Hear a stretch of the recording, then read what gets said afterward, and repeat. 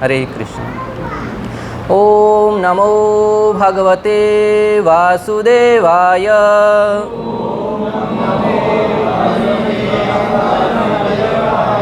ओम नमो भगवते वासुदेवाय।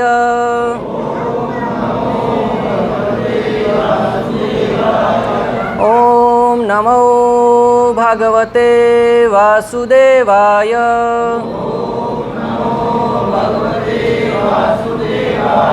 नमः ओम विष्णुपदाय कृष्णपृष्ठाय भूतले श्रीमते भक्तिवेदांत स्वामिनिति नामिने। नमस्ते सरस्वती देवे गौरवाणी प्रचारिणे निर्विशेष शून्यवादी पाश्चात्यदेशतारिणे। जय श्री कृष्ण चैतन्य प्रभु नित्यानंद श्री अद्वैत गदाधर श्रीवासादि गौरभक्तवृंद। हरे कृष्णा कृष्णा कृष्णा हरे हरे, हरे राम राम राम हरे। हरे कृष्णा।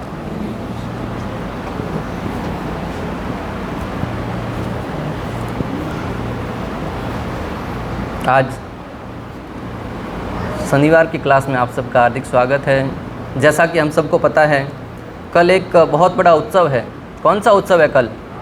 संडे का रामनवमी का उत्सव है, जो कि हमारे सनातन धर्म के लिए, प्रत्येक व्यक्ति के लिए बहुत ही उत्साह और प्रेरणा का प्रतीक है।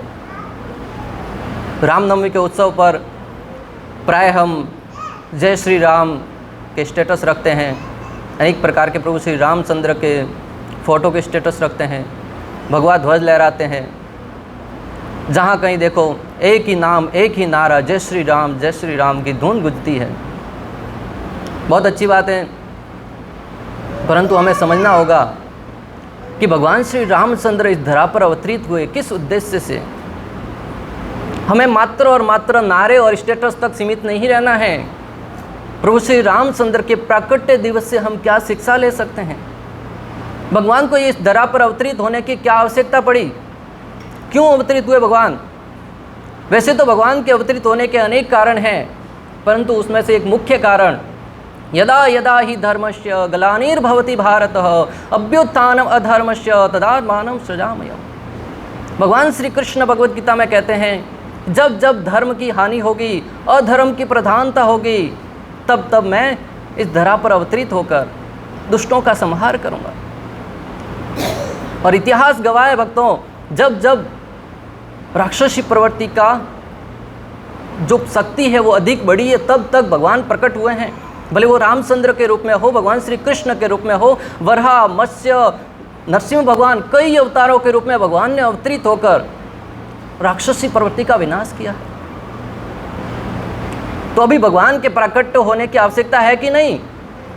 क्या अभी राक्षसी प्रवृत्ति का जो शक्ति है वो बड़ी है कि नहीं बड़ी? आपको लगता है अभी भगवान के प्रकट होने की आवश्यकता है, या अभी टाइम है, अभी तो राम राज्य चल रहा है, शांति से चल रहा है, सत्य युग चल रहा है? नहीं। कितने लोगों को लगता है कि भगवान के प्रकट होने की आवश्यकता है? बस कुछ गिने सुने 2-4 लोगों, वो भी आधा हाथ खड़े करें, पूरा नहीं।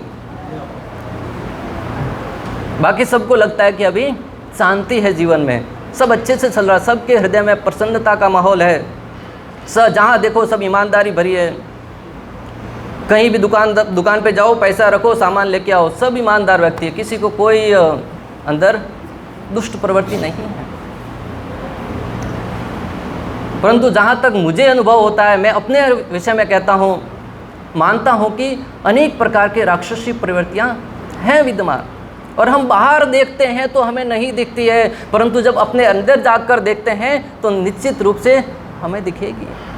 काम, क्रोध, लोभ, मोह, मद, मत्सर्य, अहंकार, ईर्ष्या, द्वेष, पग पग पर हमारा साथी आगे बढ़ता है, खींचकर पीछे घसीटने का इच्छा होता है।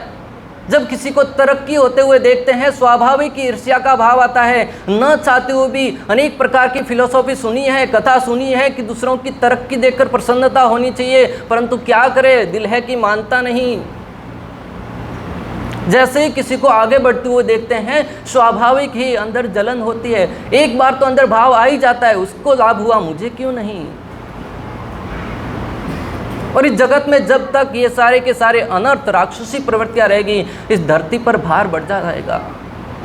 माता धरती भगवान श्री कृष्ण से, भगवान श्री विष्णु से प्रार्थना करते हुए कहती है, नहीं असत्यात् परो अधर्म इति उवाच भूयम सर्वम सोढुम अलम मत्ये ऋते अलिक परनरम। धरती माता कहती है कि इस धरती पर बड़े बड़े पहाड़ों का वजन है वो मैं सहन करने में सक्षम हूँ, परंतु जो राक्षसी प्रवृत्ति है, पाप है, अत्याचार है, उस सबको मैं सहन नहीं कर पाती हूँ। और जब जब इस धरती पर अत्याचार बढ़े हैं, पाप बढ़े हैं, माता धरती भगवान श्री कृष्ण के पास जाकर उनसे निवेदन करती है, प्रार्थना करती है कि प्रभु प्रकट होइए, भले वो कंस के रूप में हो, हिरण्यकशिपु के रूप में हो, रावण के रूप में हो। और भगवान श्री कृष्ण इस धरा पर अवतरित होकर अपने भक्तों का रक्षा करे हैं और राक्षसी प्रवृत्ति का नाश किए हैं। तो आज हमें हमारे हृदय में भगवान श्री रामचंद्र का प्राकट्य करवाना होगा, अनेक प्रकार की राक्षसी प्रवृत्तियों का नाश करने के लिए, जैसे शूर्पणखा, ताड़का, रावण, मेघनाथ, सुबाहु, मारीस, खर, दूषण आदि अनेक राक्षसी प्रवृत्तियां जो अलग अलग दुर्गुणों के प्रतीक हैं। रावण के अंदर भोग का भाव था, काम वासनाएं थी, ईर्ष्या थी, और मेघनाथ के अंदर अहंकार था। जो भी राक्षस प्रवृत्तियां अन्यों को हानि पहुंचाने का ही भाव था। तो हमारे अंदर भी जो अनेक प्रकार के अनर्थ हैं उनको अगर समाप्त करना चाहते हैं, अनेक प्रकार के सुविचार पढ़ के, मोटिवेशनल स्पीकर से सुन के कि नहीं मैं आज से हृदय को शुद्ध कर लूँगा, 2 मिनट ध्यान करके ओम का जप करके शुद्ध कर दूंगा, नहीं होने वाला भक्तों। जैसे जीवन में वास्तविकता से सामना होता है, अंदर बैठा हुआ अहंकार, अंदर बैठा हुआ जो क्रोध है वो उठकर खड़ा होता है कि मेरा भी अस्तित्व है। जैसे ही कोई व्यक्ति हमारा अपमान करता है, स्वाभाविक ही अंदर से क्रोध का भाव आकर बाहर निकल कर आ जाता है। बड़े बड़े साधुओं के साथ ऐसा हुआ है भक्तों, दिखने में बहुत ही शांत प्रवृत्ति के हैं, परंतु जैसे ही कोई अपमान करता है, भले वो दुर्वासा मुनि हो या बड़े बड़े ऋषि मुनि हुए हैं, तुरंत आग बबूला हो जाते हैं। तो उन राक्षसी प्रवृत्तियों का विनाश करने के लिए क्या करना होगा? भगवान श्री कृष्ण का, भगवान श्री रामचंद्र का प्राकट्य करवाना होगा हमारे हृदय में। और भगवान को प्रकट करने के लिए, भगवान को अवतरित करने के लिए कौन सा तरीका है? बड़े बड़े आचार्यों ने भगवान को प्रार्थना करी है, हरे कृष्णा कृष्णा कृष्णा हरे हरे, हरे राम राम राम हरे हरे। जब हम प्रतिदिन प्रेम पूर्वक भगवान श्री कृष्ण के दिव्य नामों का जप करेंगे, तेषां सतत युक्तानां भजतां प्रीतिपूर्वकं ददामि बुद्धि योगम तम ये नमाम्यहं ते। भगवान कहते हैं कि प्रेम पूर्वक मेरे नाम का जप करो, चलते उठते खाते बैठते पटकते ऐसे नहीं, ध्यान कहीं और है और माला जप रहे हैं। ये उंगली बाहर रहती है, उसको फ़ोन में यूज़ करते हैं, नीचे माला चलती रहती है। अगर प्रभुपाद जी को पता होता तो उंगली को बाहर ही नहीं रखवाते कि फ़ोन आने वाला है। ध्यान पूर्वक, प्रेम पूर्वक। हम पैसा गिनते कितना ध्यान से गिनते, एक भी नोट जाना नहीं चाहिए, नकली नोट नहीं आना चाहिए बीच में। कई जगह मशीन लगा के रखते हैं। हमें पैसों की भांति इस हरिनाम को, जो भी अमूल्य धन है, बहुत ही ध्यानपूर्वक जपने का प्रयास कीजिए। और जो व्यक्ति हरिनाम में रम गया, इस जगत का कोई कष्ट नहीं है, कोई दुख नहीं है जो आपको अभिश्लित कर सके। ये मात्र सुनी सुनाई बात नहीं, मैं स्वयं अनुभव के आधार पर बोल रहा हूँ कि जब हम हरिनाम का सहारा लेते हैं, दिव्य नाम का सहारा लेते हैं, निश्चित रूप से हृदय में बैठे हुए अनेक प्रकार के अनर्थ हैं, उनका धीरे धीरे पोषण होना बंद होता है और उनकी शक्ति क्षीण होने लगती है। अगर राक्षसों को अधिक मात्रा में पोषण मिलेगा तो उनकी शक्ति बढ़ेगी, और जब जब हमारे अंदर जो देवताओं के लक्षण हैं उनको पोषण होगा, भगवान श्री कृष्ण के नाम का जप करेंगे तो निश्चित रूप से आध्यात्मिक शक्तियों का संसार होगा। और उसके अनेक तरीके हैं। हम प्रतिदिन माला जप करते हैं, गुरु पूजा में नृत्य करते हैं। गुरु पूजा में नृत्य करने का अलग ही आनंद है भक्तों। कई बार मैं देखता हूँ कि ऊपर गुरु पूजा चल रही होती है, सारे भक्त नृत्य कर रहे होते हैं, और कुछ भक्त हैं वो नीचे बैठ के कहीं तो कोने में माला जप कर रहे होते हैं। हो सकता है उनकी भी अलग मजबूरी हो, परंतु एक संत ने बहुत ही सुंदर समझाया कि जब हरिनाम संकीर्तन चल रहा हो, सारे भक्त मिलकर कीर्तन कर रहे हो, तब किसी कोने में बैठकर नाम जप करना उसी भांति है जैसे नदी के बीच में बैठ के आप एक लोटे से स्नान कर रहे हैं। अरे नदी के भीतर है, अंदर डुबकी लगा दो, लोटे से स्नान करने की क्या आवश्यकता है। जैसे एक कमरे में बैठे हैं, सामने दरवाजा खुला है, हरिनाम संकीर्तन चल रहा है और हम किसी खिड़की से झांक रहे हैं, भगवान को पुकार रहे हैं और उसके दिव्य नाम में जब नृत्य करते हैं तो स्वाभाविक ही जो भक्त मैं देखता हूँ, कुछ लोग प्रतिदिन गुरु पूजा में नृत्य करते हैं। उसमें से कुछ जैसे पारस प्रभु है, पारस प्रभु खड़े हुए हैं, कैसा लगता है आपको नृत्य करते हुए? अच्छा लगता है। स्वाभाविक कि आप अगर पीछे खड़े हैं, मैं कई बार प्रयास करता हूँ, लेट हो रहा होता है माला जप करने का प्रयास, लेकिन जैसे ही हरिनाम की धुन सुनाई देती है, स्वाभाविक ही खींच कर लेके आती है। मैं आपसे निवेदन करूंगा कि अगर समय मिले तो गुरु पूजा में 7:45 से 8:15 तक आधा घंटा टाइम निकाल कर आइए और आप स्वयं उसका अनुभव करेंगे कि उस हरिनाम में नृत्य करने का क्या आनंद है। जहाँ चारों ओर संपूर्ण विश्व में अनेक प्रकार के लोग दुखों से प्रताड़ित हैं, कोई तन दुखी, कोई मन दुखी, थोड़े थोड़े सब दुखी हैं, वहीं दूसरी ओर हरि नाम में भक्त है, वो नृत्य करते हुए परम प्रसन्नता का अनुभव करते हैं। तो जब हम अपने हृदय में भगवान श्री रामचंद्र को पुकारेंगे, प्रतिदिन 16 माला जप करते हुए दिव्य नाम के जप के सहारे, तब निश्चित रूप से भगवान हमारे हृदय में प्रकट होंगे। और जैसे ही भगवान श्री कृष्ण प्रभु श्री रामचंद्र का प्राकट्य होगा, स्वाभाविक है अनर्थ वहाँ पर टिक नहीं पाएंगे। गरुड़ पुराण में वर्णन आता है, अवसेन अपि यत्नाम्नि कीर्तिते स्वरूपातके पुमान विम उच्यते सद्य सिंह त्रस्त इमृगेरिव। गरुड़ पुराण 1.232.12 में वर्णन आता है कि जिस प्रकार किसी वन में अनेक प्रकार के छोटे मोटे पशु घूम रहे होते हैं, जैसे किसी सिंह की दहाड़ सुनते हैं तो वो सारे के सारे भाग खड़े होते हैं, उसी भांति कोई व्यक्ति भले इच्छा से या विवस्था में भी भगवान श्री कृष्ण के दिव्य नाम हरे कृष्णा कृष्णा कृष्णा हरे हरे, हरे राम राम राम हरे जप करता है, तो स्वाभाविक ही हमारे जो अनर्थ हैं, पाप हैं, वो टिक नहीं पाएंगे, एक ही क्षण में उठ भाग खड़े होंगे। तो क्या आप अपने पापों को धोना चाहते हैं? कई लोग पापों को धोने के लिए गंगा जी में जाते स्नान करने के लिए, कई लोग अनेक प्रकार के यज्ञ करते हैं। उन सारे के सारे विधि विधानों को करने में अनेक प्रकार की त्रुटि हो सकती है। मंत्र तस्तंत्र तसिद्रम देश काल हर वस्तुत सर्व करोति निसिद्रम अनुसंकीर्तन। तो कई प्रकार के मंत्र पढ़ने में, कई प्रकार के यज्ञ आयोजन करने में अनेक प्रकार की त्रुटि हो सकती है, परंतु जो हरिनाम रूपी यज्ञ है, प्रति क्षण किसी भी अवस्था में, किसी भी स्थिति में हम उस नाम का जप कर सकते हैं। उसके लिए किसी प्रकार का कोई नियम नहीं है। और प्रभुपाद जी ने इतना सरल कर दिया है, चलते उठते फिरते कैसे भी अगर ध्यानपूर्वक बैठते करते तो अच्छी बात है, परंतु नहीं कर सकते तो ट्रेन में जाते हुए, कहीं बाहर घूमते हो, कभी भी प्रभु श्री रामचंद्र के नाम का जप कर सकते हैं।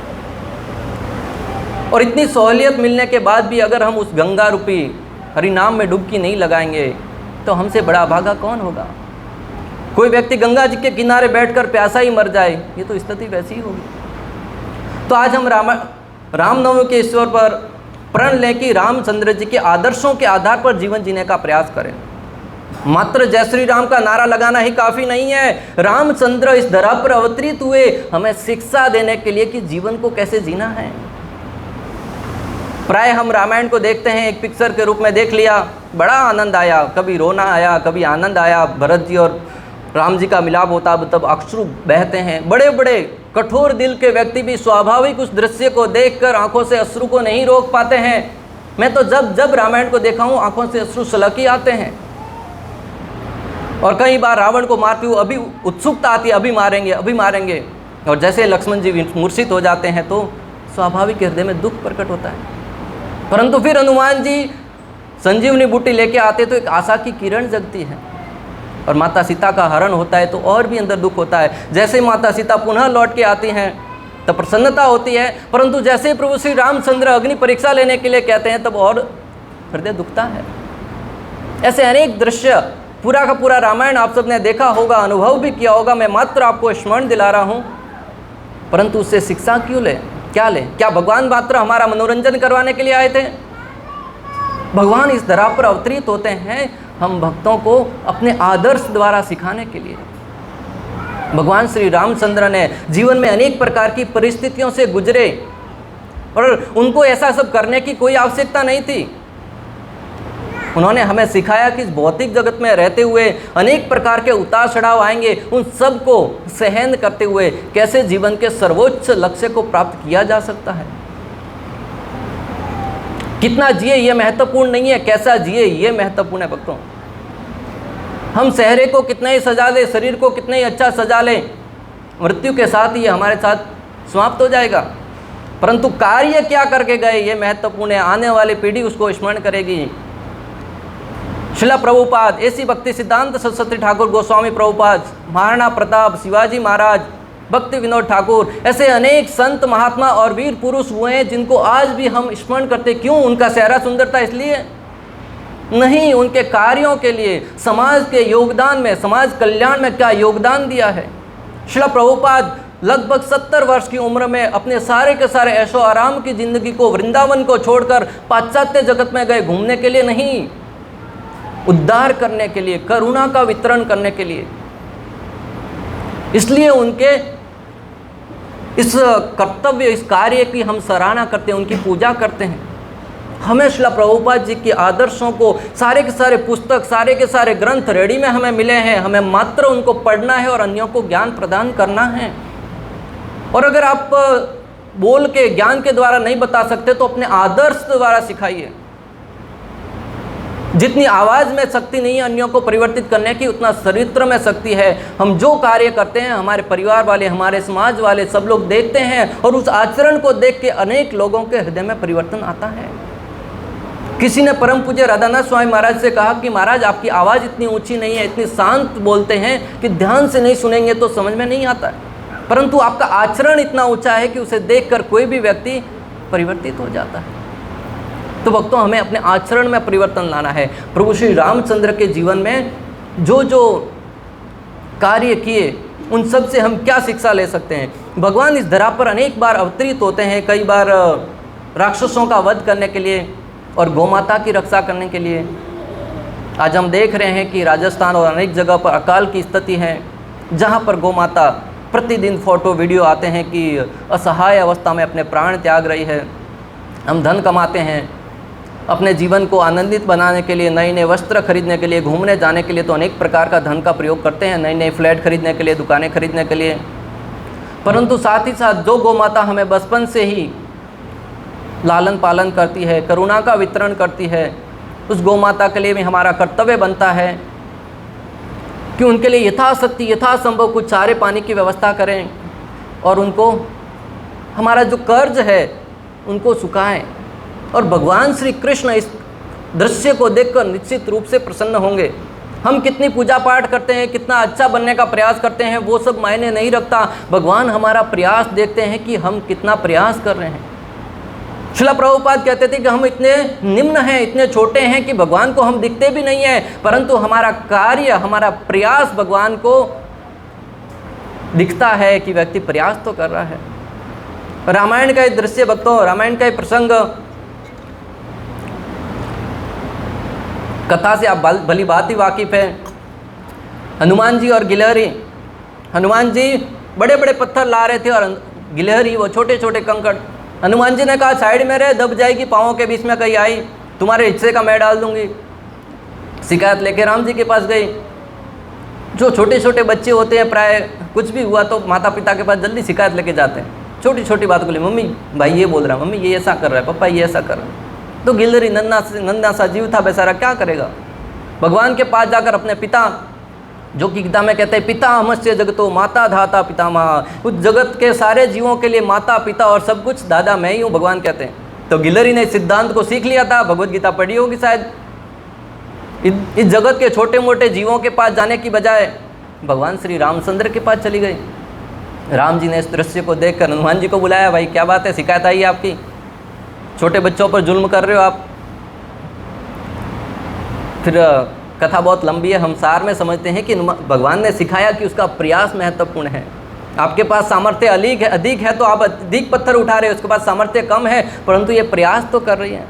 जिस व्यक्ति के पास करोड़ों रुपए हैं वो अगर लाख रुपया भी देगा तो कम है, और जिस व्यक्ति के पास 100 रुपया है वो 50 रुपया देगा तो अधिक है। सामर्थ्य के आधार पर हमें हमारे जीवन में प्रयास करना होगा। तो रामायण हमें सिखाती है कि परिवार में, समाज में कैसे रहना है, पुत्र पिता का रिश्ता कैसा होना चाहिए, भाई बहन का रिश्ता कैसा होना चाहिए, माता पुत्र का रिश्ता कैसा होना चाहिए, राजा और प्रजा का रिश्ता कैसा होना चाहिए।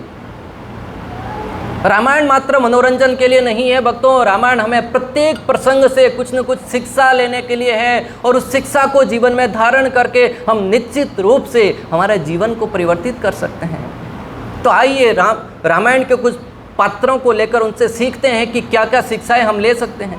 वैसे तो अनगिनत शिक्षाएं, परंतु समय की मर्यादा को ध्यान में रखते हुए हम उसकी मुख्य शिक्षाओं को ग्रहण करने का प्रयास करेंगे। राम जी का वनवास जाना, क्या घूमने के लिए गए थे वन में, ट्रैकिंग करने के लिए? नहीं, समस्त ऐश्वर्य और अधिकारों के होते हुए भी त्याग करना सिखा रहे हैं भगवान अपने कार्य द्वारा। भगवान के पास अधिकार था कि वो अपने पिता के विरुद्ध जाकर अपना स्वयं का अधिकार मांग सकते थे, अपने माता के उस आदेश को टाल सकते थे, और सारा का सारा जन भी उनके साथ में था, सारा की सारी प्रजा भी उनके पक्ष में थी।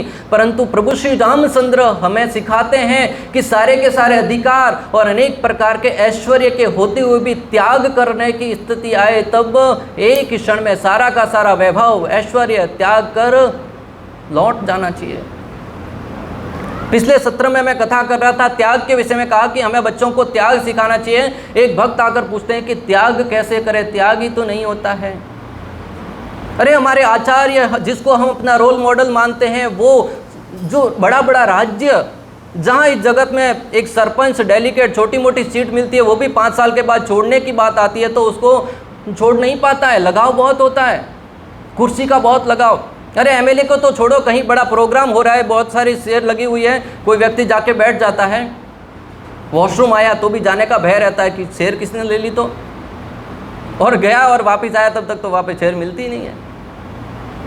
तो इस जगत में जहाँ कुर्सी का इतना लोगों को स्वाभाविक की आसक्ति है, वहाँ प्रभु श्री रामचंद्र संपूर्ण अयोध्या के राजा बनने वाले थे, और एक दिन पहले उनको कहा जाता है कि आपको वनवास जाना है, वो भी 1 दिन 2 दिन के लिए, घूमने के लिए नहीं, 14 वर्ष के लिए।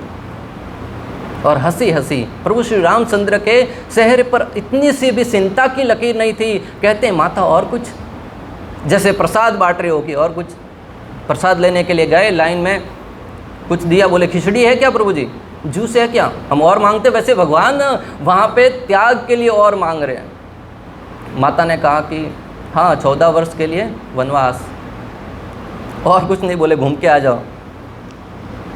और भगवान श्री रामचंद्र के जीवन से तो हम त्याग सीखते हैं, माता सीता के जीवन से क्या? नहीं जाने के अनेक बहाने होने के बावजूद भी जाने का एक उचित कारण ढूंढती है। हमारे जीवन में प्राय कोई भी कार्य करने का एक भी बहाना मिल जाए ना, तुरंत सामने रख देते, प्रभु जी आज तो नहीं आ पाऊंगा। क्यों? बारिश का मौसम होता, आज तो बारिश हो रही थी, उठा नया तैयार हुआ, अपन बारिश हो रही थी, मंदिर नहीं आ पाया। यात्रा में ऐन मौके पर टिकट कैंसिल कर देते हैं, कुछ काम आ गया प्रभु जी अर्जेंट। कहीं भी, ये मात्र मंदिर के लिए नहीं, अपने जीवन में आप अंदर झांक कर देखिए, कहीं ऐसे प्रसंग आए होंगे जहां पर नहीं जाने का एक भी बहाना मिलता है, हम तुरंत सामने रख देते हैं और उसको सामने जाने से कैंसिल कर देते हैं। यहाँ पर माता सीता के पास अनेक बहाने थे कि वो वन में न जाए, और यहाँ तक कि उनको तो किसी ने कहा भी नहीं था जाने के लिए, सब लोग मना कर रहे थे, परंतु फिर भी उसमें से एक उचित कारण ढूंढ लेती है माता सीता। प्रभु श्री रामचंद्र से कहती है कि मुझे आपके साथ ही आना होगा, अगर आप नहीं लेके गए तो मेरे सब आएगा, मैं प्राण त्याग दूंगी, एक क्षण के लिए भी आपके बिना नहीं रह पाऊंगी। इस जगत में भक्तों, अगर जीने का किसने फल पाया है तो वो है दशरथ महाराज। जिए तो प्रभु श्री रामचंद्र के लिए जिए, और प्राण भी त्यागे तो प्रभु श्री रामचंद्र के विरह में प्राण त्यागे। अगर आज हमारे पास प्रभु श्री रामचंद्र नहीं है, इस विरह में प्राण निकल जाए, तो समझिए कि हम भक्त हैं, अन्यथा मात्र और मात्र भक्त बनने का प्रयास कर रहे हैं। प्रश्न उठ सकता है कि भगवान तो यहाँ पर है नहीं, कैसे रखे अपने पास? तो भगवान का नाम भगवान से अभिन्न है। प्रति क्षण हरे कृष्णा कृष्णा कृष्णा हरे हरे, हरे राम राम राम। भगवान के दिव्य नामों को जपते हुए अपने जीवन में हर क्षण भगवान का सानिध्य अनुभव कर सकते हैं। तुंडे तांडविनी रतिम वितनुते तुंडावली लब्धये कर्ण क्रोड कडम्बिनी घटियते कर्णार्बदेभ्यो स्पृहम चेतः प्रांगण संगिनी विजयते सर्वेन्द्रियाणां कृति नो जाने जनिता किए बधिर्मृत कृष्णेति वर्णम द्वयी। कोई नहीं जानता कि कृष्ण नाम के 2 वर्ण का जो नाम है उसमें कितना अमृत छिपा हुआ है। तुंडे तांडविनी रतिम वितनुते तुंडावली लब्धये। जब कृष्ण मेरी जिह्वा पर उच्चारण होता हूँ कृष्णा, तब लगता है कि कृष्ण मेरी जिह्वा पर नृत्य करते हैं। और वो ध्वनि जब कानों के छिद्रों में प्रवेश करती है तब मुझे करोड़ों कान की इच्छा होने लगती है। और वो ध्वनि जब हृदय के आंगन में पहुंचती है तब हृदय की सारी इंद्रियां हैं वो जड़ हो जाती है, सारी की सारी इच्छाएं समाप्त हो जाती हैं। आप अनुभव करके प्रयास तो करके देखिए, निश्चित रूप से ऐसा अनुभव होगा। और माता सीता सारी की सारी सुख सुविधाओं के होते हुए भी जीवन में त्याग करती है, उससे हम बहुत कुछ शिक्षा ले सकते हैं। त्याग की बात आए तो हम अधिकारों के लिए तो हमेशा लड़ते हैं, यहाँ तक कि अपने पिता के विरुद्ध, अपने भाई के विरुद्ध कोर्ट में जाकर खड़े हो जाते हैं, नहीं ये मेरा अधिकार है। ज़मीन के छोटे से टुकड़े के लिए वहाँ पर जाके खड़े हो जाते हैं। कल एक वीडियो देख रहा था, उसमें कई लोग आपस में झगड़ रहे हैं किसी ज़मीन के टुकड़े के लिए, और उसमें कई लोग घायल हो गए, कईयों के प्राण चले गए। क्या फ़ायदा उस ज़मीन का जो जीवन को हाथ धोकर मिले, और उस वहाँ पर क्या कौन से समाधि लेने से आपको जीवन में स्वर्ग प्राप्त होगा या भगवत धाम प्राप्त होगा। हम बुद्धि के विवेक पर सोच नहीं है। आप देखिए लोगों की बुद्धि इतनी क्षणिक हो गई है कि छोटी छोटी वस्तुओं के लिए कई घंटे यूँ गुजार देते हैं झगड़ा करने में। कल एक व्यक्ति को देखा, वो व्यक्ति अभी IPL चल रहा है, उसमें कई लोग अपनी टीम बनाते हैं, सर्कल 11 या कोई अलग अलग टीमें बनाते हैं जिसमें 50 रुपये 100 रुपये लगाते हैं और कुछ पैसे मिलते हैं उसके बदले में। लालच दिखाया जाता है, करोड़ों रुपए जीते, फर्स्ट विजेता को करोड़ मिलेगा, 50 लाख 30 लाख। मैं देखता हूँ मार्केट में लगभग कई लोग हैं जो टीम बनाते हैं, 2 घंटा 3 घंटा उस पर ये खिलाड़ी लूँ, उसमें चर्चा ये चलती रहती, ये खिलाड़ी लूँ कि वो खिलाड़ी लूँ। और उनको पूछा मैं कितना कमाया, बोले कि लगभग जितना लगाते हैं 50 रुपया मिल जाता है, 50 लगाते हैं 50 वापस मिल जाता है। परंतु उम्मीद है, आशा है कि कभी तो करोड़ मिलेगा, उस आशा में प्रतिदिन 2-3 घंटा यूँ ही व्यर्थ कर देते हैं। और उनसे कहो कि भगवान का नाम जप करो, कहते समय नहीं है हमारे पास। ऐसे कई कार्य होंगे, हम भी अपने जीवन में कई बार ऐसे समय व्यतीत कर देते हैं गप्पे मारने में, यूट्यूब पे शॉर्ट्स देखने में, या कई प्रकार के मनोरंजन के साधन में, परंतु नाम जप में ही समय कम पड़ जाता प्राय, भागते उठते बैठते। भक्तों, ये सब हो सकता है कि सुनने में मनोरंजन लगे, हंसने में लगे, परंतु विशेष रूप से शिक्षा लेने वाली बात यह है कि हमें आज से ही इस बात पर गौर करना चाहिए, तभी जीवन में कुछ कर पाएंगे। मात्र और मात्र जीवन में अनेक प्रकार के सुविचार पढ़ के या अनेक प्रकार के ऐसे मोटिवेशनल स्पीकरों के लेक्चर सुनकर कुछ नहीं कर पाएंगे। उसके लिए उठना होगा, प्रतिदिन सूर्य उदय होते का पोस्टर लगाकर या भागते हुए घोड़े का पोस्टर लगाकर आप जीवन में सफल नहीं हो सकते। सूर्य उदय होने से पहले जगना होगा और घोड़े की भांति भागना होगा, मेहनत करनी होगी, परिश्रम करना होगा, तब जीवन में कुछ कर पाएंगे। अगला प्रसंग है लक्ष्मण जी का। लक्ष्मण जी से हम क्या शिक्षा ले सकते हैं? सुख सुविधाएं और अधिकार प्राप्त होने पर भी सेवा को महत्व देना। लक्ष्मण जी के पास पर्याप्त बहाने थे कि वो न जाए भगवान के साथ राज्य में रहकर, और यहाँ तक कि उनको तो कहा भी गया था कि भरत जी भी नहीं है। स्वयं प्रभु श्री रामचंद्र ने कहा था कि भरत जी नहीं है, दशरथ जी अचेत अवस्था में है, आपको राज्य चलाने में सहायता करनी होगी। परंतु एक क्षण भी विचार नहीं किया। लक्ष्मण जी ने तुरंत उस प्रस्ताव को त्याग दिया और भगवान श्री रामचंद्र के साथ सेवा में सम्मिलित होने के लिए, चलने के लिए तैयार हो गए, सब कुछ छोड़कर। और रामायण गवाह है भक्तों, 14 वर्ष तक बिना सोए बिना थके प्रभु श्री रामचंद्र की सेवा में लगे रहे हमेशा। यह है सेवा का भाव। कई कारण, कई बहानों को हटाकर हम सेवा के लिए प्रेरित हो। जब हमें सेवा दी जाती है तो प्राय हम अनेक प्रकार के बहाने बनाते हैं, हमारे पास तो ये काम है, परंतु सेवा मिले ये सबसे बड़ा गहना है। इसको कभी भी जीवन से हाथों हाथ जाने मत दीजिएगा भक्तों। अगला प्रसंग है उर्मिला। उर्मिला कौन थी? हाँ, रामायण देखी होगी, पढ़ी होगी, बस मनोरंजन के लिए देखा है मात्र। हाँ, लक्ष्मण जी की पत्नी थी। उन्होंने क्या त्याग किया? 14 वर्ष तक अपने पति से दूर रहकर। आज की पत्नियाँ 1 महीना 2 महीने के लिए भी दूर होते तो स्टेटस पे साजन कब घर आओगे, अनेक प्रकार के। परंतु उर्मिला जी 14 वर्ष तक अपने पति से दूर रही और उस अवस्था में एक बार भी शिकायत नहीं करी। ऐसे त्याग को हम कभी महत्व नहीं देते, मात्र उस प्रसंग में देख लेते हैं परंतु शिक्षा नहीं लेते। ये बहुत बड़ा त्याग है भक्तों। उस अवस्था पर जो अपने स्तर पर इतना बड़ा त्याग करना बहुत मायने रखता है। अगला प्रसंग है भरत जी का। भरत जी कौन थे? यहाँ पर कितने भरत हैं? कोई ना कोई तो भरत होगा। है भरत जी बैठे हैं, देखो भरत जी का क्या रोल है रामायण में। भरत जी अधिकार और सुविधाएं होते हुए भी त्यागपूर्ण जीवन जीना। अनेक बहाने थे भरत महाराज के पास कि वो राज्य को चलाए, यहाँ तक कि भगवान श्री रामचंद्र को मिलके आए। स्वयं प्रभु ने कहा था कि तुम राज्य चलाओ, परंतु वो भगवान से खड़े मांग के उनकी लेके आते हैं और वो राजपाट पर स्थापित करके स्वयं वन में जाकर खड्डा खोद के कि मेरे स्वामी अगर जमीन पर सोएंगे तो मैं खड्डा खोदकर उससे अंदर सोऊंगा। ये है सेवा का भाव। भरत जी के इस त्याग की महत्वता और बढ़ जाती है जब रामायण का एक प्रसंग भक्तों सुग्रीव और बाली का। बाली जब उस गुफा में जाता है एक राक्षस का वध करने के लिए और अपने भाई से कहता है कुछ समय के लिए मेरा इंतजार कीजिए, नहीं लौट के आया तो तुम चले जाना। 1 महीना लगभग युद्ध चलता है, बाद में अंदर से खून आता हुआ देखता है। बाली ने राक्षस का वध किया, सुग्रीव को लगा मेरे भाई मारा गया है, बाहर आकर राक्षस हमको मार देगा। गुफा को बंद करके लौट आता है और फिर क्या करता है? स्वयं राजा बन जाता है। कुछ लोगों ने मंत्रणा दी, सलाह दी कि आप राजा बन जाइए। एक क्षण विचार नहीं किया। प्रभु श्री रामचंद्र के भाई भरत जी का दृष्टांत, सब लोगों ने कहा फिर भी नहीं, मेरे भाई का राज्य है, मैं यहाँ पे सेवक हूँ। सुग्रीव जी तुरंत गद्दी पर बैठने की तैयारी कर ही रहे थे कि बाली आ गया। उस दृश्य को देखकर आग बबूला हो गया और युद्ध करने के लिए तैयार हो गया। ऐसी प्रत्येक परिस्थिति में सुग्रीव का मात्र दृष्टांत दे रहा हूँ, हम स्वयं भी कहीं ना कहीं ऐसी परिस्थिति में लाभ उठाने के लिए हमेशा तैयार रहते हैं। राजनीति का एक प्रसंग भक्तों, एक बिहार के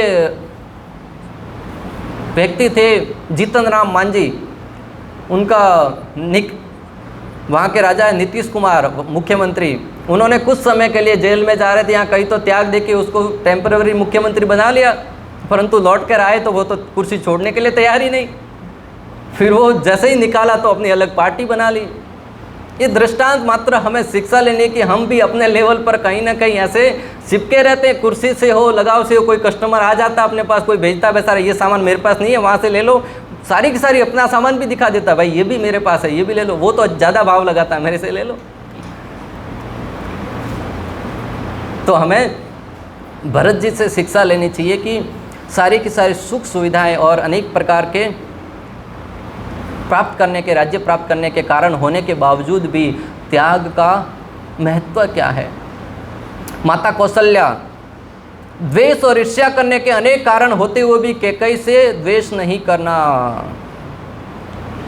अपने पुत्र को कोई दूसरा व्यक्ति वनवास भेज दे, कैसा भाव होगा उसके प्रति। हमारे बच्चे को कोई चिमटी काट ले तो उसको टेढ़ी आंखों से ऐसे देखते हैं जैसे उसको अभी मर्डर कर देंगे। कोई आपके पुत्र को थोड़ी हानि पहुंचा दे, तुरंत जाके उसके पुत्र को या उसकी माता को 4 बात सुना के आते, तुम्हारे बेटे ने मेरे साथ ऐसा किया। यहाँ पर तो कैकेयी ने प्रभु श्री रामचंद्र को 14 वर्ष के लिए वनवास भेज दिया, परंतु धन्य है माता कौशल्या जिन्होंने एक बार भी कैकेयी के प्रति हृदय में द्वेष नहीं रखा, ईर्ष्या नहीं रखी, उन्होंने क्षमा कर दिया। भक्तों, यह माता कौशल्या की महानता। और यही व्यवहार प्रभु श्री रामचंद्र को अपनी तरफ आकर्षित करता है। हमारा सुंदर चेहरा, अच्छे से गहने पहना, इससे भगवान आकर्षित नहीं होने वाले। सुंदर सुंदर वस्त्र पहन के, हार पहन के मंदिर में जाएंगे तो भगवान आकर्षित होंगे नहीं। जो हमारा सरल स्वभाव है, प्रेम भरा स्वभाव है, अन्यों को क्षमा करने की भावना है, यही भगवान को आकर्षित करता है। माता कौशल्या के दृष्टांत द्वारा हम शिक्षा ले सकते हैं। सरल स्वभाव का एक बहुत ही सुंदर दृष्टांत आता है भक्तों। वैसे तो समय का अभाव है, कुछ ही क्षण में आपको बताने का प्रयास करूंगा। एक व्यक्ति था, बहुत धनवान परिवार तो नहीं था, गरीब परिवार में जन्म लिया था।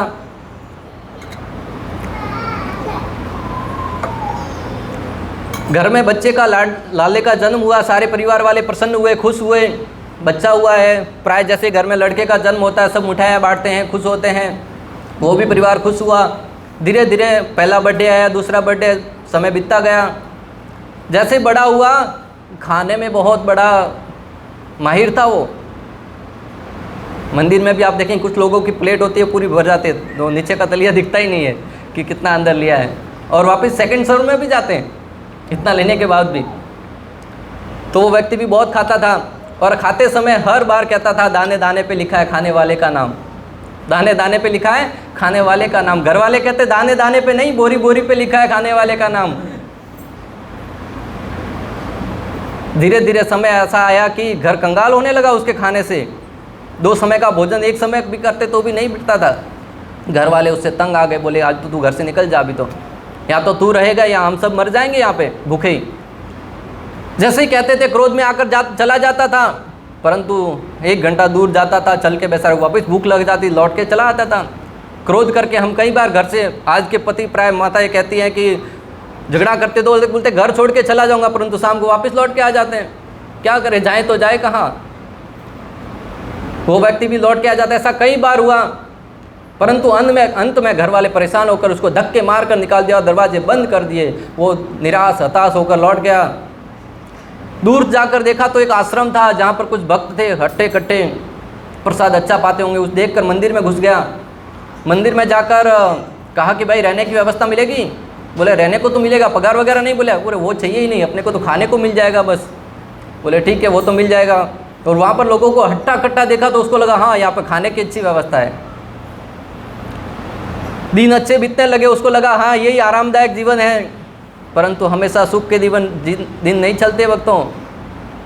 एक दिन एकादशी आई, मंदिर में प्रसाद नहीं बना, आवाज़ सुनाई नहीं दे रही थी। किचन में सारे बर्तन शांत कैसे हैं, कुछ सुनाई नहीं दे रहा, क्या बात है? आजू बाजू में पूछा भाई साहब आज क्या है, हड़ताल है क्या किचन में? बोले नहीं आज तो एकादशी है। बोले ये क्या होता है, ये कौन से त्यौहार का नाम है, मैंने तो कभी सुना नहीं। बोले कि आज अन्न नहीं मिलेगा, भोजन नहीं बनेगा आज। बोले ये तो नहीं चलेगा। गुरुजी के पास गया, बोले मुझे अन्न चाहिए, भोजन चाहिए। गुरुजी ने बहुत समझाया, परंतु बोले नहीं मैं भूखा नहीं रह सकता। गुरुजी ने कहा ये लो दाना पानी, और इस आश्रम से दूर नदी किनारे जाकर भोजन बना के खा लेना, क्योंकि लोग गांव में मालूम नहीं पड़ना चाहिए कि उस गुरु का शिष्य एकादशी को अन्न खा रहा है। बोले ठीक है, परंतु बोले ध्यान रहे खाना बनाने के बाद पहले भगवान रामचंद्र को भोजन लगाना, भोग लगाना, फिर खाना। चला गया, उठा के खाना बनाया, नदी में से जल लेके सुंदर सुंदर अच्छा भोजन बनाया। भोजन बनाने के बाद भगवान को पुकारने लगा, राम आइए प्रभु राम आइए, मेरे भोजन को भोग लगाइए। ऐसे गाने लगा। हम तो क्या है, सामने भगवान के सामने कुछ और रख दिए, पर्दा बंद किया, फिर ले लिया और खाने लग गए। उसको लगा स्वयं भगवान आएंगे, उस भाव में पुकारता रहा। आधा घंटा 1 घंटा बीत गया, अंदर भूख लग रही थी, तीव्र भाव से भगवान को पुकारने लगा। भगवान को लगा कि अभी तो जाना ही पड़ेगा। और भगवान ने भी देखा सारे मंदिरों में तो उपवास है, एकादशी, यहाँ पे जाके कुछ खा लेते हैं। भगवान आए, साथ में सीता जी को लेके आए। इस दृश्य को देखकर वो दुखी हो गया। अरे प्रभु मैंने आपको बुलाया था, ये साथ में कौन किसको लेके आए? मैंने तो 2 ही जन का बनाया था, आपका और मेरा, अभी तो मुझे कुछ बचेगा ही नहीं। बोले क्या करें, जानकी तो मेरे साथ ही आएगी। बोले ठीक है, आ गए हो तो पालो। भोजन खाया, थोड़ा बचा वो उसने खा लिया। गुरुजी के पास गया, गुरुजी ने कहा कैसा रहा भोजन? बोले गुरुजी आपने तो कहा था अकेले राम आएंगे, आज साथ में एक महिला भी थी, सीता जी भी थे, अब की बार थोड़ा ज़्यादा देना राशन। गुरुजी ने लगा भूखा रह गया होगा, अगली बार एकादशी आई, ज़्यादा अन्न दिया, यही परिस्थिति गुजरी। फिर जाकर गाने लगा, प्रभु राम आइए सीता साथ लाइए, मेरे भोजन को भोग लगाइए। प्रभु श्री रामचंद्र आए, सीता जी भी आए, साथ में लक्ष्मण जी भी आए। और दृश्य को देखकर दुखी बोले ये कौन है साथ में अभी? बोले आ गए। इस दृश्य को देखकर लक्ष्मण जी क्रोधित हो रहे हैं और वो भगवान को डांट रहा है। बोले किसको साथ में लेके आ गए भूखे प्यासे को? लक्ष्मण जी बोले प्रभु जहाँ एक और मंदिर में सब लोग तैयारी करके पूजा करते हैं, हमारी ये डांट रहा है, फिर भी आप भगवान भाव के भूखे। भगवान बोले इससे बढ़कर कोई नहीं है। भगवान ने स्वीकार किया, फिर लौट गया। अगली एकादशी आई, गुरुजी से कहा राशन बढ़ा दो, गुरुजी ने बढ़ा दिया। फिर गया, भोग लगाने लगा, राजा राम आइए सीता राम आइए, लक्ष्मण साथ लाइए, मेरे भोजन को भोग लगाइए।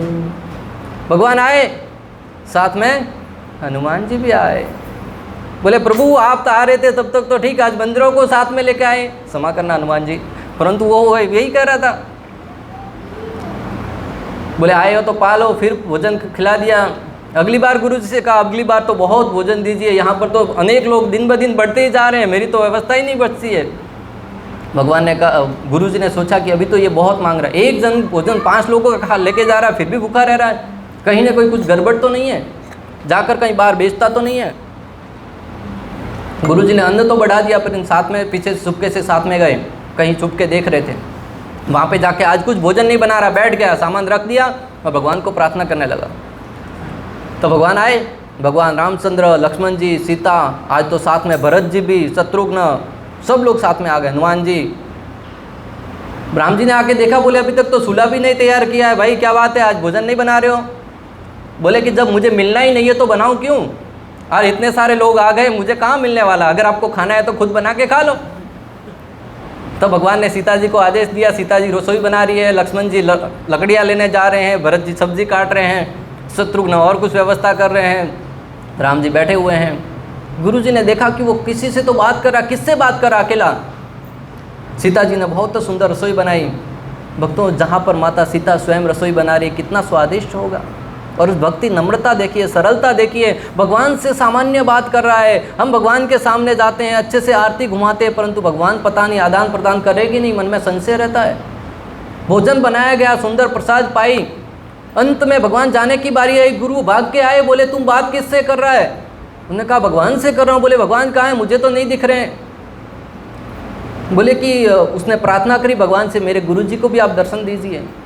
तो भगवान उसकी प्रार्थनाओं को सुनकर प्रसन्न हो गए और गुरु जी को भी दर्शन दिए। इस भाव को देखकर गुरु के हृदय में प्रसन्नता का रहा, आंखों से अश्रुधारा बहने लगी। भक्तों, इस कहानी से हम शिक्षा ले सकते हैं कि भगवान सरलता से प्राप्त हो जाते हैं। हम प्राय भगवान को प्रसन्न करने के लिए अनेक प्रकार के उत्सव मनाते हैं, व्यंजन बनाते हैं, परंतु जितना हृदय में सरलता, स्वभाव में भाव नहीं रहता कि भगवान आएंगे, आदान प्रदान करेंगे। अनेक दृष्टांत सबरी का हो, सुदामा का हो, जहाँ भगवान को पुकारा गया, भगवान भागे दौड़े चले गए हैं, परंतु हमारे अंदर वो भाव तो होना चाहिए। कौन कहता है भगवान नहीं खाते? खिलाने का भाव तो होना चाहिए। उसको संभालिए, खड़े होइए, उसको ठीक कीजिए। तो भगवान श्री रामचंद्र उस भाव को देखकर प्रसन्न हो गए। हमें भी हृदय में सरलता लानी चाहिए। जैसे ही सामने कैमरा आता है, हम तुरंत अच्छे बन ठन कर तैयार हो जाते हैं। भगवान भाव के भूखे हैं। अगला पात्र है माता सुमित्रा। रोकने के अनेक कारण होते हुए भी अपने पुत्रों को भगवान और उनके भक्तों की सेवा के लिए प्रेरित करना। 10-15 मिनट और लेंगे, चलेगा? किसी को भूख तो नहीं लगी है? रीबो। माता सुमित्रा के 2 पुत्र हुए, लक्ष्मण जी और शत्रुघ्न। लक्ष्मण जी जब भगवान श्री रामचंद्र ने पास कर लिया, बोले साथ में आ सकते हो, अपनी माता से स्वीकृति लेके आओ। माता के पास जाते हुए लक्ष्मण जी घबरा रहे थे, बोले पता नहीं माता आने के लिए परमिशन देगी कि नहीं। परंतु जैसे ही उन्होंने सुना कि माता सुमित्रा के लिए, मैं तो इसके लिए तुम्हारा जन्म दिया था तुमको कि जाकर प्रभु श्री रामचंद्र की सेवा में लगो। इस दृश्य को देखकर रामायणकार कहते हैं कि धन्य है वो माता जो अपने पुत्रों को भगवान और भगवान के भक्तों की सेवा के लिए, एक को भगवान श्री रामचंद्र की सेवा में और दूसरा भगवान श्री रामचंद्र के महान भक्त भरत जी की सेवा में लगा दिया। प्राय हम भगवान की और भगवान के भक्तों की जब सेवा करते हैं तब भगवान प्रसन्न होंगे भक्तों। और माता सुमित्रा का ये जो पात्र है, ये विशेष रूप से हमें उसके लिए प्रेरित करता है। अगला प्रसंग है माता कैकेयी का। प्राय जैसे कैकेयी का नाम सुनते हैं या रामायण में दृश्य देखते हैं, तुरंत क्रोध की भावना आती है, नफरत की भावना आती है कि उन्होंने भगवान को वनवास देने के लिए विवश किया। कई प्रकार के हम अज्ञानता में अपराध कर बैठते हैं, परंतु हमें समझना होगा कि रामायण में जो भी पात्र है भगवान की लीला में सम्मिलित होने के लिए आया है। धन्य है माता कैकेयी, सब कुछ जानते हुए भी समाज कल्याण और भगवान की प्रसन्नता के लिए या उनके कार्य में सहायता करने के लिए अपने प्रेम का त्याग कर दिया, पति का वियोग सहन किया और अन्यों के लिए उपेक्षा का पात्र बनना भी स्वीकार किया। सब लोग जानते हैं माता कैकेयी सबसे अधिक प्रेम करती थी प्रभु श्री रामचंद्र से। परंतु भगवान की इच्छा थी कि वो उनके इस लीला में सम्मिलित हो, इसके लिए उन्होंने भगवान को वनवास जाने के लिए विवश किया। क्या उनको नहीं पता था, इतनी बुद्धिमान नहीं थी कि उनको वनवास भेजते ही भरत वो राज्य स्वीकार नहीं करेगा? जिस भरत के साथ बचपन से बड़े हुए हैं उनके स्वभाव को नहीं जानते थे क्या? हम अपने मित्र को जिसके साथ कुछ महीनों से कुछ वर्षों से रह रहे उसके स्वभाव को जान लेते हैं, माता अपने पुत्र के स्वभाव को नहीं जानती होगी क्या? निश्चित रूप से जानती थी, परंतु भगवान की लीलाओं में सहायता करने के लिए, अगर भगवान वनवास नहीं जाते तो राक्षसों का वध कैसे करते, और वनवास नहीं जाते तो सारी की सारी लीलाएं कैसी होती, अगर लीलाएं नहीं होती तो आज आप और हम यहाँ पर बैठ के चर्चाएं क्या करते। इसलिए माता कैकेयी उस पत्र को स्वीकार करके समाज के लिए उपेक्षा का पात्र बनती है। भक्तों, अगर भगवान श्री रामचंद्र माता कैकेयी से कभी नफरत नहीं करते हैं, यह सिद्धांत प्रमाणित करता है कि माता कैकेयी के दिल में खोट नहीं थी। कभी भगवान श्री रामचंद्र ने माता कैकेयी के विरुद्ध जब भी लक्ष्मण हो, भरत जी हो, एक भी अपशब्द कहा है, उन्होंने तुरंत उनको रोककर टोका है। हम प्राय कुछ गलती करते हैं तो किसी और पर डाल देते हैं। कस्टमर का फोन आता है, आपने ये गलती कर दी, कहते हैं लड़के ने गलती कर दी होगी, भले गलती खुद ने क्यों नहीं की हो। और जब प्रशंसा पाने की बात आती है, खुद श्रेय लेने की, मैंने किया, नेता वगैरह मेरे कहने से ये काम हुआ है, भले काम किसी से क्यों ना हुआ हो। जब प्रशंसा पाने की बात आती है तो हम अपना अधिकार या अपना हाथ खड़ा करते हैं, और जब किसी को कोई स्वयं के ऊपर गलत कार्य का अपने ऊपर लेने की बात आती है तब हम प्राय पल्ला झाड़ते हैं, किसी अन्य व्यक्ति के ऊपर थोपते हुए प्रतीत होते हैं। परंतु माता कैकेयी अपने प्रसंग द्वारा सिखा रही है कि वो कितनी महान थी। शत्रुघ्न भगवान के सेवकों की सेवा करना स्वीकार किया। प्राय हम श्रेष्ठ व्यक्ति की भगवान की सेवा करने के लिए, परंतु शत्रुघ्न भरत जी की सेवा करते हैं। भरत जी भगवान के सेवक हैं, तो भगवान अपने भक्तों की सेवा करने वालों की। गोपीर भरतूर पद कमल्यो दास दास दास दासानुदास। महाप्रभु कहते हैं कि गोपियों के पद कमलों के चिन्हों पर चलती हो, हम तो दास दासों के दास हैं। अगर कोई व्यक्ति अपने भगवान के सेवकों की सेवा करते हैं तो भगवान इस दृश्य को देखकर जल्दी प्रसन्न हो जाते हैं। तो हमें वैष्णवों की सेवा करने के लिए हमेशा आगे आना चाहिए।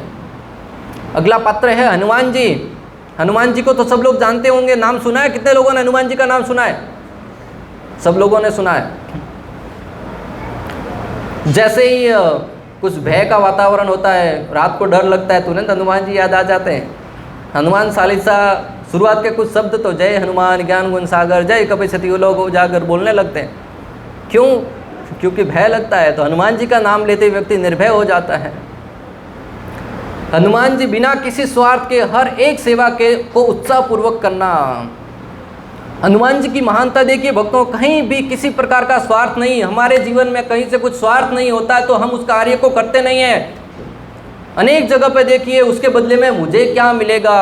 किसी कार्य को करने से पहले हमारे अंदर यही भाव होता है कि मुझे क्या मिलेगा। परंतु धन्य है हनुमान जी जो बिना किसी स्वार्थ के निस्वार्थ भाव से भगवान की सेवा करने के लिए हमेशा उतारू रहते थे। हमें प्राय अपने जीवन में थोड़ा सा धन मिल जाता है तो कहते हैं हमें तो भक्ति का फल मिल गया। कृष्ण लीला का प्रसंग भक्तों, कथा से आप भली बात ही वाकिफ है। मैं मात्र स्मरण दिला रहा हूँ। एक दिन एक फल वाली फल बेचते हुए भगवान श्री कृष्ण के घर के आगे से गुजर रही थी। उन्होंने देखा कि भगवान श्री कृष्ण अंदर फल लेने के लिए आतुर हैं। कहती है फल ले लो, फल ले लो। भगवान श्री कृष्ण ने नाम सुना, जैसे फल ले लो तो अंदर से हाथ में धान लेकर फल लेने के लिए आते हैं। पहले पैसे नहीं होते थे, धान देते थे। तो हाथ में गेहूँ बाजरा लेके आए, नन्हे नन्हे हाथ थे, अंदर से फिसल रहा था। जहाँ वहाँ तक आए तब तक कुछ ही दाने बचे थे, फल वाली को दिए। फल वाली भगवान श्री कृष्ण के सौंदर्य को देखकर इतनी मोहित हो गई कि फल देती गई। एक दिया, दो दिया, सारे का सारा टोकरी खाली कर दिया। जहाँ वो फल वाली सब जगह जाती थी, कोई उधार मांगता, कहती अभी तो बोनी भी नहीं हुई है। और भगवान को देखकर सारे के सारे फल लुटा दिए, एक भी फल बाकी नहीं रहा। और हृदय में द्वेष नहीं था, ईर्ष्या नहीं थी, प्रेम पूर्वक दे रही थी। हमारे पास कुछ खाने की वस्तु हो, कोई व्यक्ति सामने से आता है, वो दिखता है, मुड़ जाते हैं, इच्छा बढ़ाएगा अंदर। नाश्ता कर रहे हैं, कोई पहचान वाला दिख रहा है, तुरंत मुड़ जाते हैं। विशेष रूप से कोई भूखड़ हो तब तो और मुड़ जाते हैं कि अंदर से मैं पौती पड़ा हुई है। परंतु वो फल वाली ने सारे फल दे दिए। और प्रसन्नतापूर्वक अपने सर पर टोकरी रखकर जाने लगी। यमुना जी के किनारे पहुंची, जैसे ही टोकरी नीचे रखने के लिए प्रयास किया कि यमुना जी को पार करना है, अच्छे से वस्त्रों को बांध लो, नीचे उतारने का प्रयास कर रही है, वजन इतना भारी हो गया कि टोकरी नीचे ही नहीं उतर रही है। जैसे ही नीचे उतार के देखा, अंदर हीरे मोती ज्वारात सारी की सारी टोकरी जेवरों से भरी पड़ी है। यहाँ पे सीढ़ी पे चढ़ेंगे तो वहाँ पर जो हुंडी है उसके ऊपर पोस्टर लगाया हुआ उसका मंदिर में। इस दृश्य को देखकर अगर आप और हम होते तो प्रसन्न हो जाते, झूमने लगते कि भगवान ने मेरी भक्ति का फल दे दिया। परंतु धन्य है वो माता, रोने लगी, बिलखने लगी, कृष्ण को डांटने लगी, हे कृष्ण, क्या तुमने यही मेरे प्रेम का फल दिया है? इस जगत की छोटी मोटी वस्तु देखकर तुमने मुझे मेरे भक्ति का फल दे दिया। धन्य है माता। हमें जीवन में भक्ति करते हैं, जीवन में धन कुछ नुकसान हो जाता है, धन प्राप्त होता है तो प्रसन्न होते हैं कि भगवान मेरे को धन प्राप्त हो गया, मेरी भक्ति का फल मिल गया। बाकी लोग भी कहते हैं ये भक्ति करता है, इसके लिए जीवन अच्छा बीत रहा है, धन आ रहा है, कमा रहा है पैसे। भक्तों, जीवन में धन दौलत रुपया पैसा गाड़ी बंगला ये सब कुछ जीवन में नहीं होगा, चलेगा, परंतु कृष्ण प्रेम, प्रभु श्री रामचंद्र के प्रति प्रेम है, ये जीवन में नहीं होगा ना। धन धान्य से परिपूर्ण होने के बाद भी व्यक्ति जीवन में दुखी रहता है। आज आप देखिए कई ऐसे लोग हैं जिनके पास इतना दौलत है, इतना धन है कि जीवन भर भी बैठ के खाएं तो धन कम नहीं होगा, परंतु हमेशा ईर्ष्या का भाव, द्वेष, दुखी है अंदर से। कई तो कोने में बैठकर मूंग खा रहे होते हैं। क्यों? डायबिटीज है, इतना सारा धन होने के बाद भी भोग नहीं कर पाते हैं। और यहाँ पर देखिए प्लेट भर भर के खा रहे हैं। पता नहीं धन तो है कि नहीं, लेकिन प्लेट भर भर के खा रहे, प्रसन्नता में। सुखी कौन? इतने प्रसन्नता में सब बैठे हैं। शंकर प्रभु सुखी है, हाँ बड़ी अच्छी बात है, शंकर प्रभु सुख है। और दूसरे लोग अभी सवेरे उठे, यही टेंशन, शेयर मार्केट आज डाउन हुआ रहेगा, ये कौन सी नई पॉलिसी बनानी है, सारी की सारी चिंताएं, और इधर लोग प्रसन्न हैं। मैं ये नहीं कह रहा कि हमें परिश्रम नहीं करना है, परंतु हृदय में प्रसन्नता होनी चाहिए। कई लोग हैं धन धान्य से परिपूर्ण होने के बाद भी रात को सोने के लिए गोलियां लेनी पड़ती है। कल न्यूज़ में बता रहा था एक देश में जहाँ पर 20-20 गोलियां लेते तो भी लोगों को नींद नहीं आती है, और यहाँ पर माला करते हुए भी नींद आती है। दिन में कहीं भी बैठ गए 2 क्षण के लिए नींद आ गई।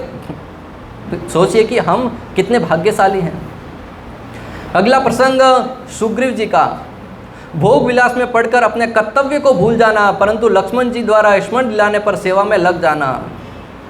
सुग्रीव को कथा से आप सब इसमें प्रसंग से सब लोग जानते हैं। मैं मात्र कह रहा हूँ कि सुग्रीव जी भोग में पड़ गए थे, अपना कर्तव्य भूल गए थे। लक्ष्मण जी हुंकार भरते हुए जाते हैं, सुग्रीव जी तैयार भयभीत हो जाते हैं, और जैसे ही कर्तव्य का बोध कराया तुरंत कार्य में लग गए और भगवान श्री की सेवा में लग गए। आज आप और हम सब अपना कर्तव्य भूल गए हैं।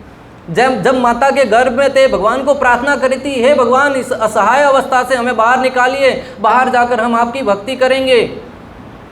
क्योंकि 9 महीने तक एक ही अवस्था में माता के गर्भ में रहना, माता जो खाती है बच्चे के ऊपर सीधा सीधा प्रभाव पड़ता है।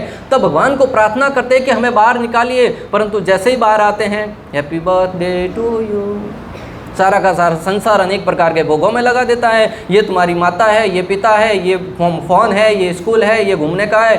भोग में पड़ जाते, भूल जाते हैं कि हमारा भगवान से क्या वादा करके आए थे। हमें अपना कर्तव्य भूलने के कारण हम आज दुख भोग रहे। इसलिए हमें सुग्रीव जी से शिक्षा लेनी है कि हम अपने कर्तव्य को स्मरण करके भक्ति कार्य में लग जाएं। जटायु अगला प्रसंग है, अपनी सीमितता को जानते हुए भी भगवत सेवा के लिए प्रयास करना। जटायु को पता था कि वो रावण के सामने नहीं टिक पाएगा, परंतु फिर भी भगवत सेवा के लिए वो प्रयासरत होते हैं। भगवान हमारा प्रयास देखते हैं, सफलता असफलता नहीं। अगला प्रसंग है कि हम जीवन में जटायु से लेकर अनेक प्रसंग, समय की मर्यादा को ध्यान में रखते हो हम अभी कथा को एंड करेंगे। कथा तो बहुत लंबी है, आप सबको ध्यान भी प्रसाद की और ही होगा। कल रामनवमी है, विशेष रूप से अंतिम संदेश यही कि हम रामायण के अनेक प्रसंगों से कुछ न कुछ शिक्षा लेते हुए जीवन में निश्चित रूप से भगवान ने जो किया है वो तो नहीं कर पाएंगे, परंतु भगवान से प्रार्थना करते हुए कि हमें शक्ति दीजिए, सामर्थ्य दीजिए कि हम आपके आदर्शों को जीवन में पालन कर सकें। भगवान द्वारा दिए गए सिद्धांतों को, शिक्षाओं को ग्रहण करके जीवन को एक ऐसे मुकाम पर लेके जाए जहाँ पर हमारे आचरण को देखकर यत यत आश्रति श्रेष्ठ तत्देवे तरो जन स यत प्रमाणम कुरुते लोकस्त अनुवर्तते। भगवान श्री कृष्ण कहते हैं कि जो जो महान पुरुष कार्य करके जाते हैं, पीछे आने वाली पीढ़ी उनका अनुकरण करती है। तो हमें ऐसा सिद्धांत सेट करना है, ऐसा लक्ष्य सेट करना है कि आगे आने वाले पीढ़ी उसको देखकर प्रेरित हो, जैसे रामायण के प्रसंगों को देखकर हम प्रेरित होते हैं। और अन्य लोगों को इस कृष्ण भक्ति का, प्रभु श्री रामचंद्र के नाम का वितरण करने में जरा भी कंजूसी ना करें भक्तों। कल रामनवमी के उत्सव पर अनेक प्रकार के उत्सव मनाएंगे, परंतु साथ ही साथ अपने हृदय में भगवा ध्वज लहराने का सामर्थ्य और अंदर गर्व होना चाहिए। भगवा ध्वज अनेक सिद्धांतों को प्रकट करता है भक्तों। जीवन में विश्वास और उमंग से भरा हो। भगवा ध्वज है वो सूर्य उदय होने के कलर का होता है, तो उसके अंदर हमारे अंदर निराशा, हताशा भरी है। उस भगवा ध्वज को देखकर प्रेरणा मिलनी चाहिए कि हम अपने जीवन को उमंगों से, अनेक प्रकार के कार्यों से भर दें। चेहरे पर भगवा सा तेज होना चाहिए। आज देखिए 10-10, 20-20 वर्षों के युवाओं के चेहरे मुरझाए हुए हैं, सिकुड़ते जा रहे हैं। अंदर जब हृदय में शुद्धता होगी, प्रभु श्री रामचंद्र के नाम के प्रति गर्व होगा, तो निश्चित रूप से चेहरे का सौंदर्य बढ़ता जाएगा। अनेक प्रकार के कॉस्मेटिक उपयोग करके आप चेहरे को चमका लो, वो कोई लाभ नहीं। जब हृदय में शुद्धता होगी, निश्चित रूप से चेहरा चमकता हुआ प्रतीत होगा। प्रत्येक व्यक्ति को राममय बनाने का संकल्प हो। प्रत्येक व्यक्ति को राममय अर्थात भगवान श्री रामचंद्र की भक्ति से ओतप्रोत करने के लिए हृदय में संकल्प लेकर आगे बढ़ना होगा। भगवा स्वतंत्रता का प्रतीक है। भौतिक जगत में हम प्राय दुखालयम अशाश्वतम, दुखों के जगत में रह रहे हैं। अतः इस जगत से मुक्त होकर भगवान के नित्य धाम गोलोक धाम में जाने के लिए हमें भगवा ध्वज को देखकर प्रेरित होना चाहिए और इस जन्म मृत्यु जरा व्याधि के दुखों से मुक्त होकर भगवान को प्राप्त करने का प्रयास करना चाहिए। प्राय व्यक्ति हमेशा बंधन में ही रहता है। एक छोटी सी कहानी के द्वारा इस कथा का अंत करूंगा, मात्र 5 मिनट लूंगा आपका। एक व्यक्ति जैसे जन्म होता है, माता पिता कहते हैं ये मेरा पुत्र है। थोड़ा बड़ा होता है, विद्यालय में जाते हैं, टीचर कहता है ये मेरा विद्यार्थी है। थोड़ा बड़ा होता है, शादी होती है, पत्नी कहती है ये मेरा पति है। थोड़ा कुछ समय के बाद पुत्र होते हैं, पुत्र कहते हैं मेरा पिता है। और अंत में यमराज के दूत कहते हैं ये तो मेरा भोजन है, या मेरा जो भी कहते हैं, क्या कहते हैं, यमराज उनको उठाकर लेके जाता है। तो व्यक्ति स्वतंत्र रहा कहाँ? हर समय किसी न किसी का अधिकार था, कभी माता का, कभी पुत्रों का, कभी पत्नी का, कभी यमराज के दूतों का। तो हमें स्वतंत्र होना है, तो भगवान श्री रामचंद्र के दिव्य नामों का जप करते हो। भगवान श्री कृष्ण के दिव्य नाम हरे कृष्णा कृष्णा कृष्णा हरे हरे, हरे राम राम राम हरे हरे। निश्चित रूप से इसी जन्म में इस भौतिक जगत जो कि दुखालयम अशाश्वतम, दुखों का घर है, इसको मुक्त होकर भगवान के दिव्य धाम में जाकर हम दिव्य आनंद की अनुभूति कर सकते हैं। इस प्रकार आज की कथा को हम विराम देते हैं। आप ध्यानपूर्वक और शांत भाव से सुना, उसके लिए आप सबके बहुत बहुत आभारी हैं। आप सबको बहुत बहुत धन्यवाद, अपना समय निकाल कर आए। जहाँ एक और सब लोग बिस्तर में पड़े होंगे, कहीं सोए होंगे, कोई फ़ोन देख रहे होंगे, आप अपना कीमती समय निकाल कर आए, इसके लिए हम आप सबको आभारी हैं। बहुत बहुत धन्यवाद। किसी का कोई प्रश्न है? हरे कृष्णा। हाँ, प्रश्न पूछा तो 10 मिनट और चला जाएगा, प्रसाद लेट मिलेगा फिर। ठीक है किसी का कोई प्रश्न? नहीं है, कोई बात नहीं। तो इस कथा का हम आज पूर्णाहुति करते हैं। श्रीला प्रभुपाद की, श्री श्री राधा गोपीनाथ भगवान की, श्रीमद् भगवद गीता की, श्रीमद् भागवतम महापुराण की, समस्त गौर भक्त वृंद की। हरे कृष्णा कृष्णा कृष्णा हरे हरे, हरे राम राम राम हरे हरे। हरे कृष्णा कृष्णा कृष्णा हरे हरे, हरे राम राम राम हरे हरे। हरे कृष्णा कृष्णा कृष्णा हरे हरे, हरे राम राम राम हरे हरे।